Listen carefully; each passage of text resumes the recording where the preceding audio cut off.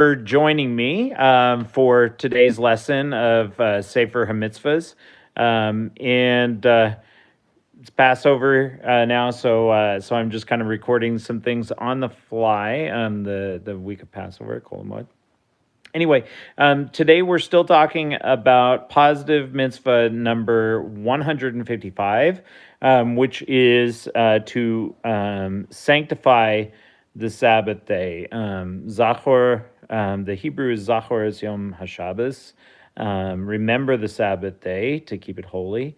And we've said last night that remembering the Sabbath day to keep it holy is we actually make a declaration with our mouth regarding Shabbat, and we do that over Kiddush, over a glass of wine. We also end Shabbat with Havdalah, with also making a declaration that God separates the holy from the common during the Havdalah service at the end of Shabbat.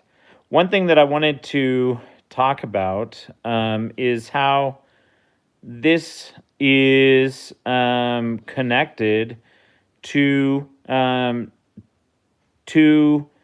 the truth that God created the universe. Everything we can see and everything we can't see was created in 6 days, according to the Torah.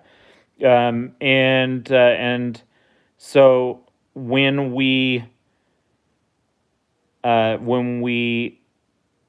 remember Shabbat, it's in connection to the fact that God is the creator of everything that exists, because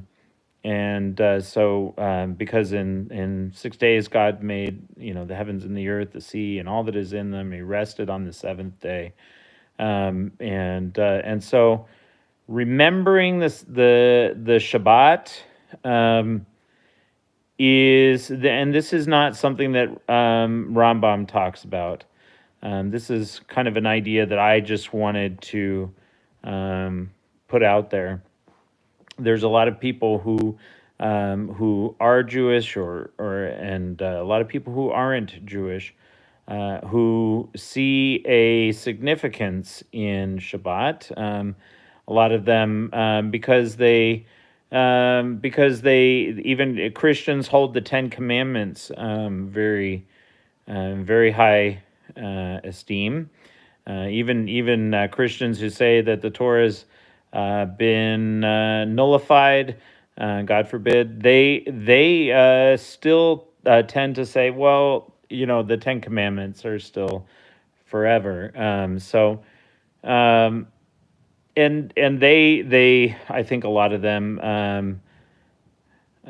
think that, and just because that's all they've ever experienced, is that this day may have changed positions in the week, but there's a lot of people who aren't Jewish who know that the Jewish Shabbat, the Shabbat that Jews sanctify week after week for thousands of years, is the Sabbath day, and they do want to honor it in some way.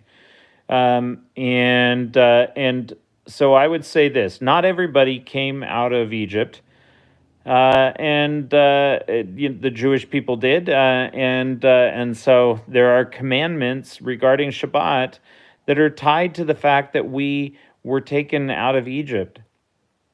And we've talked about not working on Shabbat, and we'll talk more about that as we continue to go through the mitzvahs. But I do want to point out the universality of this mitzvah to mention Shabbat, to make it holy through our declaration of its holiness, to honor it. And so Yeah, I think that the fact that this is such a universal thing means that that Jews and non-Jews should declare that God is the creator of the heavens and the earth, the sea, and all that is in them. That He rested on the seventh day, and honor the Sabbath through our lips, through positive things that we might do, but not everybody's obligated to refrain from work, because those things are tied specifically in the Torah um, to the idea that we were brought out of Egypt. So yeah, there's a thought for you. Probably, um, you know, maybe one that you've encountered or not. But certainly, as Jewish people are obligated to put boundaries on Shabbat by saying Kiddush during the well, usually we would do it at night. Technically, you can say Kiddush at any point during Shabbat, and then to say Havdalah, to do Havdalah after Shabbat. But we want to put boundaries on Shabbat,